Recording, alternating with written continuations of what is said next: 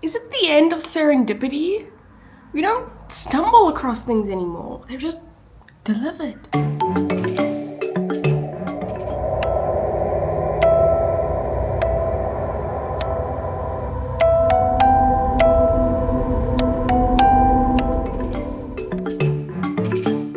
So tell me, was this a human or an animal? There's also like damage here. I hope it's an animal, but I feel like it's a human. Good morning! It's Friday for me. I have my breakfast here, same as usual, but it keeps me full. Today I want to talk about serendipity, okay? Maybe not in its whimsical manner, because I do think it's a little bit whimsical. Maybe in more of a, is nihilistic the right way? Sounds kind of sad for a Friday. But I was thinking about it because I went back and I was looking at some of those, after chatting with the family yesterday, looking at some of those like home videos. And it reminded me of like, when I was younger, we kind of just stumbled across things, whether it was a TV show that was showing. I used to watch a lot of random TV shows, like a lot of TLC as well, which was, in hindsight, I'm like, ooh, why did I watch that? But I'm also like, ooh, I kind of enjoy that. This hair is annoying me. But I used to stumble across weird things, whether it was music when you went to a random friend's house and the music was there, or it played on the radio, or like books and all this kind of stuff. We just stumbled across them. It wasn't like they were delivered to me. And now, like, I open Spotify and today it's like new music that you would like today. And it's obviously new music tailored to an algorithm that knows what type of music Bianca likes, or at least the type of music that I listen to, it will suggest to me. If I listen to white noise for 23 hours of the day, it probably, I don't know, suggest white noise 2.0. But it's learned from my previous behaviors and what I potentially like. Where that is good because I potentially don't really like heavy metal music, but I might, and I don't know because I just don't stumble across it. It's never really fed to me. And that's kind of when it hit me that, like, is randomness disappearing? I think we're going to talk a little bit about that today.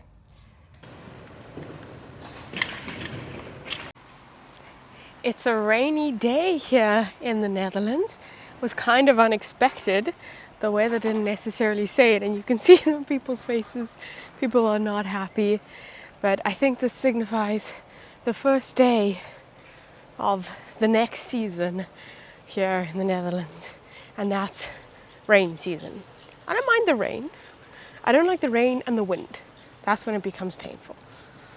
But let's get to undercover place.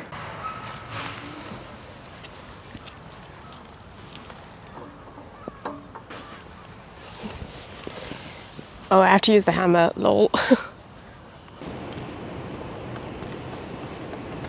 Okay, I had to stop to tie my shoe, as you saw.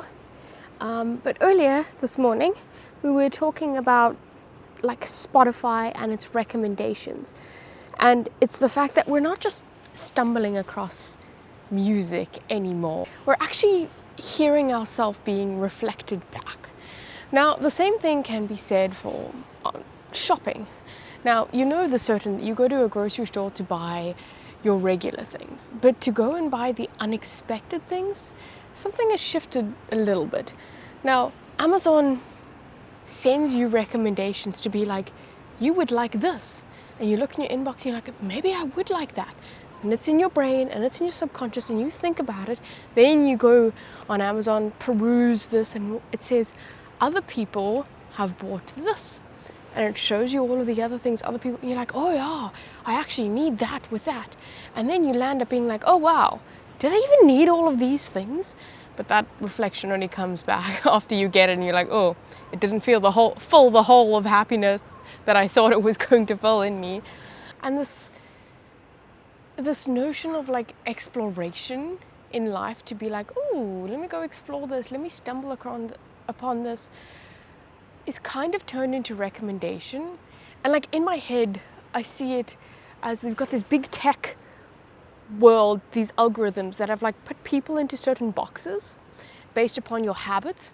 And when you're in that box, chances are you're very similar to other people inside that box, which means that if one person buys this and likes it, chances are you will buy it and you will like it. And they know that. They just know it. Whereas like my menial brain can't do that.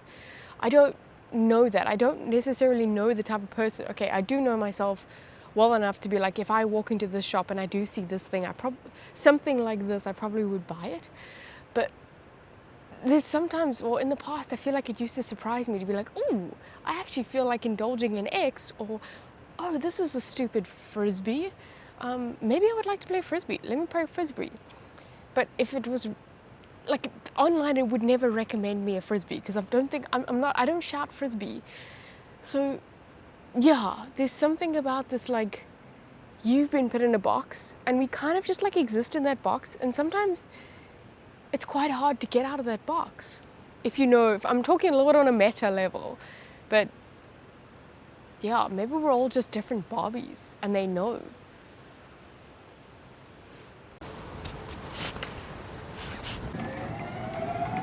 Look at this little guy. Are you okay? Are you okay, little guy? I'm sorry. You look very cute next to these flowers. They kind of match you. Okay, we're in the lab now. My friend Spot is still sleeping over here. But one of the things that I think us dear romantics at heart, and something that I find that I'm quite passionate about, is this chance meeting of people. Now, hear me out. People say it's difficult to make friends nowadays, and maybe we should say it's difficult to make friends in real life nowadays. Online, it's, I think, easier because when you play games, you play a similar game and you enjoy that, or you both go to some sort of subreddit and you make friends there, and there's this like similar interest but different people, and then you can form these online friends. Now, in real life, it's become quite difficult. And if we refer back to one of my vlogs, I don't know, 2 days ago or something, where I spoke about every time there is a moment of silence, our patience is kind of gone and we just put our phones in front of our faces. And one day we'll talk about AirPods. But for now, this chance encounters with people are quite limited.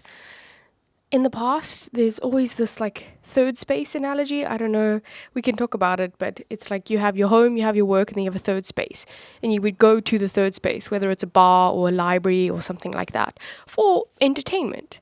It was kind of coined important when you didn't have TV and all this other kind of stuff, where you would just like relax at home and you would enjoy, I guess, entertainment at home.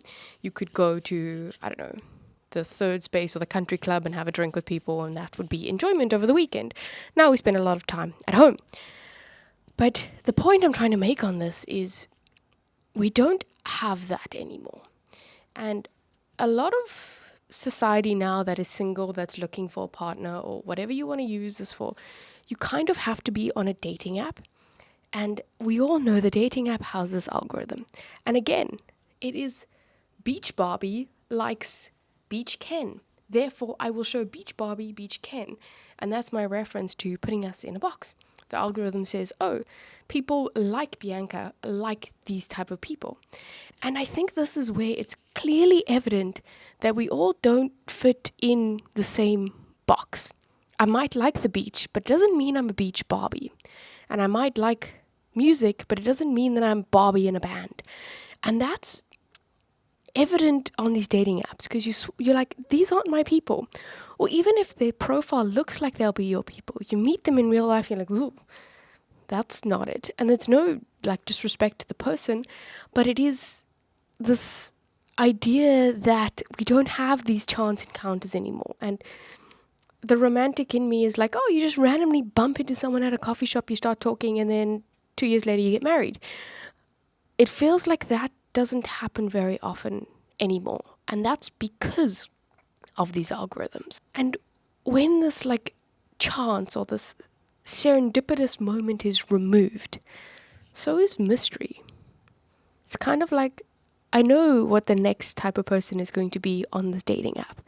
And that's kind of sad, and one of the reasons why people hate dating apps. But yeah, anyway, let's get back to work. It's quite outside here, so it is quite a cold day, but it's warm in here, so that's okay. I'll check you guys later.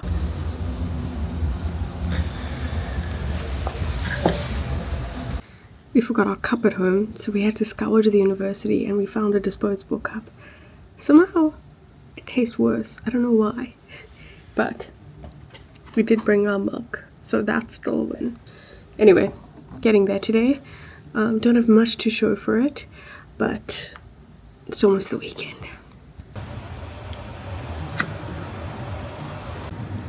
Wow, that was a long ass meeting. Good, but wow, my brain is tired. I'm doing quite complicated stuff, and for everyone in the room to get their head around what I was doing, it was quite a lot. Anyway, 3:30, home time on a Friday. Oh, hello from Comfy Clothes. I'm gonna show you what's for dinner. I saw this online. Some guy from South Korea says it's his favorite. It's carbonara. Carbonara is like Italian egg and like bacon or prosciutto, whatever, in pasta. How can noodles taste like that? We're gonna try it. Absolutely disgusting. Like, I can't even finish it. This is like gross. Okay, it's the evening. It's a little bit later now. I'm a little bit of a hypocrite considering today's episode. So, music is incredibly pleasurable, or at least I find it incredibly pleasurable. I don't listen to it all the time, but when I do, it's so... The only word I can use to describe is pleasurable. Now, I sat for a good 4 hours this evening watching music videos of like live artists doing live sets, like whether it's like BBC Radio 1 or whatever. Now, YouTube chose which videos I would like, and it did an astounding job because I had a great time. I had my headphones in and I just listened to this like raw-ish music, and it just knew me so well and I just enjoyed it. And I guess sometimes it was a random one where I was like, oh, I don't want to listen to this, and I would skip forward. And then I thought about it and I was like, oof, imagine if they didn't have this algorithm. Imagine if it was all it was all this randomness. I guess maybe I would spend less time watching it and get sucked down this hole for 4 hours. That's obviously what YouTube wants, because I watched all their ads as well. But I enjoyed it. Not having to type in the name, do this kind of stuff, think about the next one to watch. So there's that element of it. But does that warrant out, like, or does that take away the, like, the randomness that is needed to find new things, to find new artists, to find new people, to find the love of your life? Is that what we want? Do we want these algorithms to be like, you'll probably enjoy this? Or do I want more? Or let me rephrase it. Do I need more of the random ones to be like, ooh, maybe that's a good song. Maybe I've discovered a new artist. I don't know. Like I said, I feel a bit hypocritical today because I thoroughly enjoyed what YouTube did for me tonight. So on that note, I think it's time for our thought experiment. Okay. Imagine walking through a library where every book you see has been pre-selected based upon your history. No surprise, no oddities, no accidents. Now imagine that library isn't just books. It's your news, your music, your shopping, and your relationships. How much of your life is left to chance? How much is just the algorithm curating a life it thinks that you want? Now it's interesting, because I think in the technological world that we live in today, we have so many things to do all the time that this optimization of these algorithms helps us do the enjoyable things in the section of time that we give it, that we know that we would enjoy. It's almost like optimizing our time. I think we need to leave some things to chance. I really do. Anyway, as you can see, it is cold enough to wear the long pants. I'll see you tomorrow, Saturday.